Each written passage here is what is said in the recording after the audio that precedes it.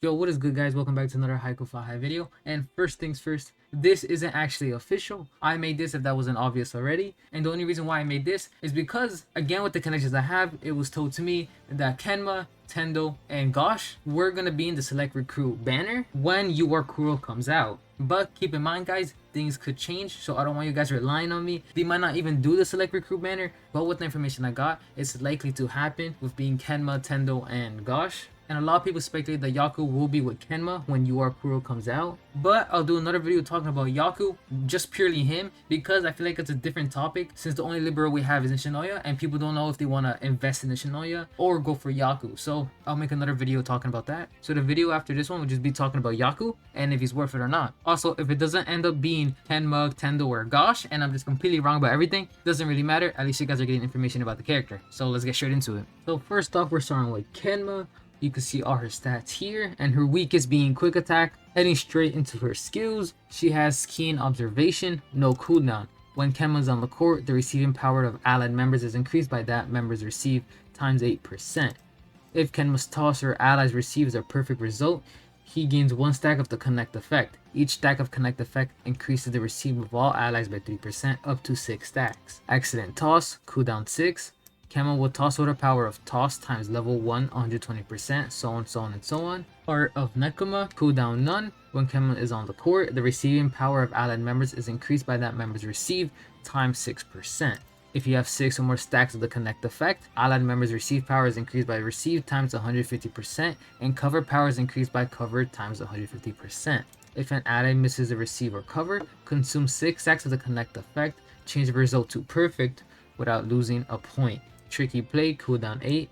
Kenma will perform a 2 attack with a power of toss times level 1 220%, and it goes up the more it's leveled up. The 2 attack cannot be blocked. So basing off just purely on the skills alone, I think Kenma is actually a pretty solid setter. But like a lot of characters in the game, she needs to have a certain condition met so that she can maximize her potential. For example, she needs a lot of a connect effect. Without the connect effects, she won't get any of the boosts or buffs that will enhance her ally stats. But in order for her to get her connect effect, she needs perfect results. And getting perfect results isn't that hard in the game, but with a bad team, it's gonna be very hard for you just to get a perfect result. What I really like about Kenma is his skill Heart of Nekoma, because it could guarantee a perfect without losing a point. But then again, you need to have full-on connect effects, 6 stacks matter of fact, and going back to what I said earlier, meaning you need to have a lot of perfect results. So getting that out of the way, you need a team that's built around long rallies. Like I said in my You Are Cruel video, the whole Nekoma team relies on long rallies in order for them to maximize their potential. So imagine each round Nekoma has a long rally, is a higher chance to get a perfect result, meaning you have a lot of connect effects. But if you guys are receiving your purple tickets and you really want to invest in the Nekoma team, including Kenma, then you could take a look at the skill res. So again, I'm only going to read the important ones. Skill res 2, when tricky play is activated, gains 2 stacks of connect effect. And tricky play is Kenma will perform a 2 attack with a power toss of so on and so on. And it also can't be blocked. So once the tricky play is activated, you'll get 2 stacks of connect effect, which is very good. But if you want to maximize her connect effect, you have to get skill resonance 5. At the start of a set, if Kenma's on the court, gain 4 stacks of the connect effect. And that's very crazy, because in order for that bad play to go perfect, you need 6 stacks of connect effect. So you already start off with 4 stacks of connect effects, plus an extra 2 as soon as tricky play is activated. So you instantly have Heart of Nekoma available, which means during that round, you have the highest chance to win that round. If you're going for You Are Cruel and avoiding You Are Oikawa, I'll say Kenma is a good choice, because You Are Cruel and Kenma, not that they have a bond, but nonetheless Kenma goes crazy with Cruel because of long rallies, and Kenma's only purple tickets. But if you're following just meta, then you might as well save your purple tickets for Kita. Again, Kita isn't going to come out for a while, so you could essentially just get Kenma and then stock up your purple tickets again for Kita whenever he comes out. I'm gonna say it one more time, Kenma is conditional. She won't work in every team. She needs a team that plays in her play style. And real quick, if you want to take a look at her bonds, here's a bond with Hinata.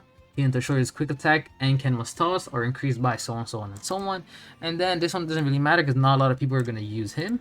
Increases Kenma's toss by so on and so on. And guys, keep in mind, all you need is 4 members of the Nekoma high school team, and all players receive a go up by plus 15%. So essentially you can have Kenma, Haikyuu, Kuro, and Lev, and then it'll be a fine team. and then you kind of extra 2 remaining players and your team will be good. But guys, keep in mind, SP Kenma is gonna come out. It's gonna be in a very long time, like in multiple months, and it's gonna cost SP tickets, not red tickets, so do what you will with that information. Next up, we got our middle blocker Tendo, probably the only good Shiratori Zawa member apart from Ushijima, which is pretty tough. But to his stats, you can see the lowest one is his power, so he's mainly a quick attacker. Heading to his skills, my own pace, no cooldown, increases Tendo's reaction by level 1, 12%, surprise quick attack, cooldown 6, Tendo performs a quick attack with the power of quick attack times 120%.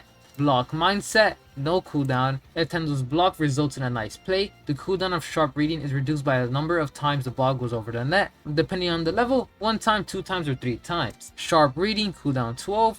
Tendo will block attacks with a power of block times 220%, so on, so on, and so on. If the opponent's spike is a powerful hit / fast attack and it's a nice play, Tendo's reaction will increase by 50% in this block. If the opponent's spike, powerful hit / fast attack is a nice play, Tendo's reaction will increase by 50% in this block. First glance, you could probably say my own pace and surprise quick attack aren't very good. It's just basic buffs and attacks to himself. But once you get into his other 2 skills, block mindset, his cooldown for sharp reading will decrease if the block results in a nice play. And sometimes it's not easy to get a perfect block, but Tendo will block attacks with a power of block times 220%, so on and so on and so on. And it doesn't matter if his opponent's attack is a powerful hit or a fast attack. As long as it's a nice play, meaning perfect, Tendo's reaction will increase by 50% in this block. So he has a higher chance to block it. Again, it's not crazy moves, but considering the fact that he could decrease his cooldowns and have a higher chance to block your opponents when they hit a perfect, it's pretty good. But that's not what makes him essential to get. What makes him essential is his bonds. So first of all, you get a bond with Ushijima, increases Ushijima's attack technique and Tendo's defense technique by so on, so on, and so on.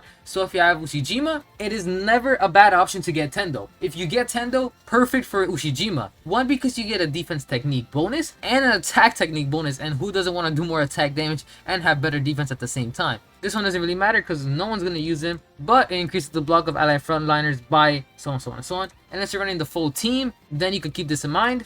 Again, another bond that doesn't really matter because you're not really going to be running the full team because there's a lot of different alternatives to these characters. Increases Tendo's blocks, semi-serve, and our hero's power hit, and Yamagata received by so on, so on, so on. And this is the best part. Everyone has Tsukishima, and not a lot of people have a very good second middle blocker. So you have Tsukishima and Tendo. Increases Tendo's block by so on, so on, and so on. So his block will increase by plus 1% plus 5. So his block will increase with Tsukishima. It's not by much, but if you get Tsukishima, you at least get a bond with Tendo that increases block performance. And not that, oh, since the character has a Kazuna, it means you should use him. It's the fact that everyone has Tsukishima and Tendo's not a bad blocker himself. So combining them both, you instantly have 2 good middle blockers, especially if you have Ushijima. So guys, I'll say if you have Ushijima, I do think it's pretty good to get Tendo, not just because of the bonds. He's not a bad middle blocker, but for technically early game, you already have Tsukishima, and if you have Ushijima, you could already just get Tendo and complete 2 bonds in a row. And you might not have an extra middle blocker, you might just have Hinata, and you could just replace it with Tendo now. But not forcing you guys to get this, so we're moving on to Gosh. And lastly, we got Gosh. You can see all his stats right here, with his lowest being quick attack 284, meaning he's mainly a power spiker. When Gosh scores a point, not goal, mistranslation, team morale increases by 8, so on, so on, and so on. Here receive cooldown 6, Gosh receives with a receive times 120%. Next, ace no cooldown. At the end of each rally, Gosh gains 1 stack of the sharpness effect. Each stack of sharpness effect increases power attack by 2.5%, so on and so on and so on, up to 5 stacks. Perform a miracle, cooldown 8. Gosh performs a powerful blow with the power of powerful blow times 225%. This move increases awareness by 10%.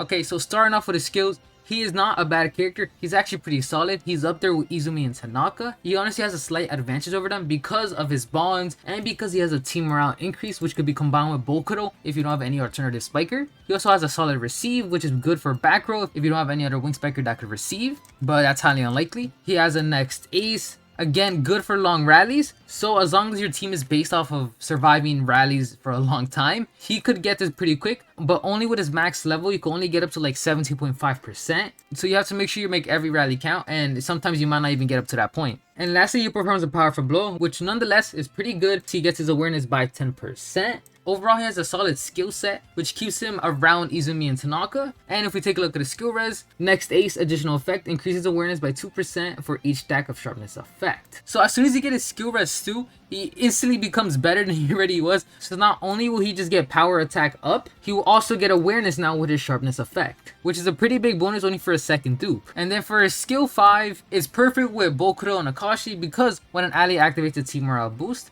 reset the cooldown of cast miracle. When an ally has activated team morale boost, create a miracle. No longer requires a cooldown after activation. So again, just like every other character, dupes will always make the characters better. So if you are looking to invest in the team, go ahead. But that's only if you have the right lineup in mind. Don't just level them up because I said so. You have to make sure you have a future lineup set. Just like I have the really lame Maya Toons with Kita and the future Spiker and Libero. But I'm also looking to put a Nekoma team just because it's my favorite, not because it's top meta. I just really like Nekoma. So overall, he's pretty solid. And the reason why you might want to get him is because of his bonds. This doesn't really matter. You might not use him even though he is seen a lot in the bonds, but increase ally members power attack by so on and so on. So it's a pretty decent bond. He also has a bond with Ushijima, which is probably a reason why you guys want to get him. If you're doing 4 players in the same team plus another 2, that could be really good. Increases Ushijima's power hit and Goshi receive by so on and so on. So nonetheless, you get better receives and you get better damage. But that's only if you have Ushijima, of course. So if you have Ushijima, you might want to look to get a Gosh. It's not needed, but you could. And lastly, Senior's expectations with Tendo. Increases Tendo's quick attack and Gosh's power attack by so on